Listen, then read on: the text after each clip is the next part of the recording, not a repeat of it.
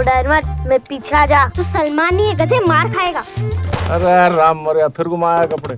अंधे के कपड़े उतारता है, मुझे क्या शर्म, पैंट भैया ना हो। Hi, this is Nagesh Kukunoor and you're watching me on Sitaarre TV. Hello everyone, welcome back to Sitaarre TV. Today we are with one of the most versatile actors, producer, director, screenwriter, Mr. Nagesh Kukunoor, all the way from India promoting his latest movie. It's such an honor to have you here with us today. How are you doing? Glad to be here. So let's start with your new movie. Tell us a little bit about it. The film's about an 8-year-old blind boy and his older sister, and they live in a really, really remote village in Rajasthan. Okay. And like children do, the sister promises the brother that by the time he turns 9, he'll get his eyesight back. And as the date keeps approaching, she starts to panic. But you know how children naively believe in so many things, including the fact that she believes Shah Rukh Khan will get her brother's eyesight back. So the two of them embark on a magical journey across Rajasthan. So it's an extremely sort of happy, positive film that teaches you to trust people and be a child all over again. Absolutely. So many of your movies, or most of your movies, are very focused on social issues. Do you just get up one morning and say, okay, this is a problem, I'm going to make a movie based on this? No, actually, I've. It's funny. I get that label, which most of the times I don't want. The socially conscious filmmaker. It just, you know, some of the topics I've picked have connected with an audience, and therefore, it started with Iqbal and Dor and stuff like that, and these films resonated with the audience. So, you know, people assume that I'm moved by certain issues, and then I start to make films on that. I actually make films on stories that I connect with, and in the process, of course, if there's an issue that needs to be tackled, it comes as a second and third layer. That's not the main reason. The only film that I made entirely based on an issue which I feel very, very strongly about was Lakshmi, which was about trafficking. But otherwise, even with Dhana, it's just I wanted to write a happy, positive film, and at the center of it happened to be a blind boy, so be it. Okay. So if everything is focused around your life experiences, let's go back to Hyderabad Blues, which is your first movie. What made you quit what you were doing? You were you are a chemical engineer, so what okay. Well, we'll hire you if you want a job. So tell us, what is it that, what came to your mind when you were making that movie, or when you said, okay, no more engineering, it's Hyderabad Blues? Well, you know, now it's so far back in the past, it was 19 years ago, that memories fade, but I do remember that I was miserable doing what I was doing, which was being a chemical engineer. So I started questioning what it is I truly wanted to do. The answer was obvious, it was filmmaking. But it took me a little while to actually build up the courage to chuck away my cushy life and take my savings and go to Hyderabad. But lucky that moment came, lucky I followed through, and lucky that Hyderabad Blues worked at the box office, because it gave me a career. Absolutely. So tell us the beginning. How is it connected to Veer Hanuman? I know there is a connection there. Can you tell our audience a little bit about it? That's a long story, but the short version of it was I was trying to get on any kind of set, and someone who knew someone got me on the set of Veer Hanuman. That was a TV serial that was being shot in Hyderabad, and the very first day on the set, because everything was so ridiculous, you know, the costumes didn't make sense, Sita with makeup didn't make sense, really artificial sets that were supposed to depict the era, that didn't make sense. So with all of this, it became very apparent on that very first day of Veer Hanuman that I didn't fit in there, that I had to do something else that you know, made sense to me.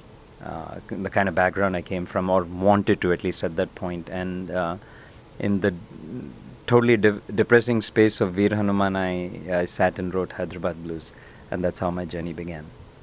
What do you look for in actors?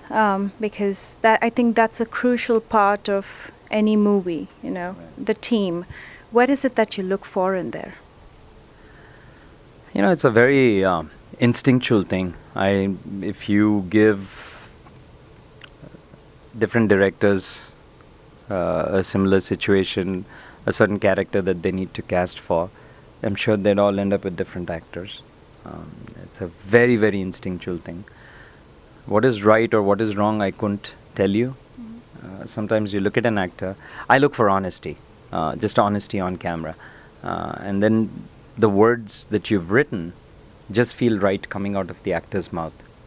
Absolutely. It's as simple as that. And that's when you know you have your person.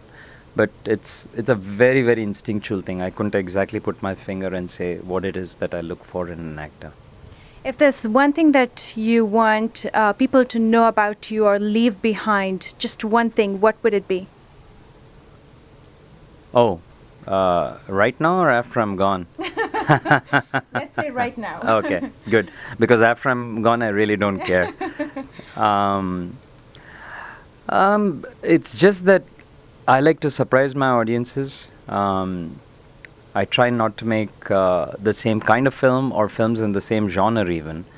I keep attempting different things all the time. So I would like my audiences to constantly be surprised.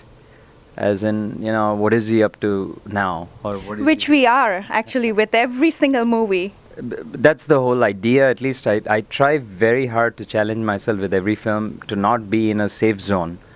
So if the audience goes to it not knowing exactly what I'm going to do, I think I've done my job as a filmmaker. Of course, it becomes very, very challenging for distributors and producers because you can't exactly pin me down and say, oh, he makes films like this, because the films have been all over the place. Yeah. And I'd like to continue doing that.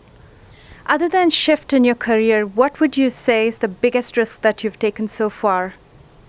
I think it's something I continue doing with every film, actually.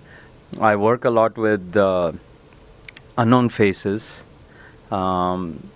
Sometimes, like in a Lakshmi, I'm foolish enough to, again, put my own money into the movie. Mm-hmm. So I keep taking risks, obviously related to the movies. Otherwise, I think elsewhere I'm pretty conservative as a person. I don't mean conservative in terms of values and all that. I'm as a risk taker. Yeah, it's much more balanced. But when it comes to movies, I just go with my gut feel and don't really think about the consequences. Till the release, of course, then we all start to panic saying, "Arey, isko market kaisa kare?" I'm sure there's a lot of people who want to be like you. Now, do you have an idol? I have lots of idols, actually. I mean, as it relates to filmmakers, yes, predominantly.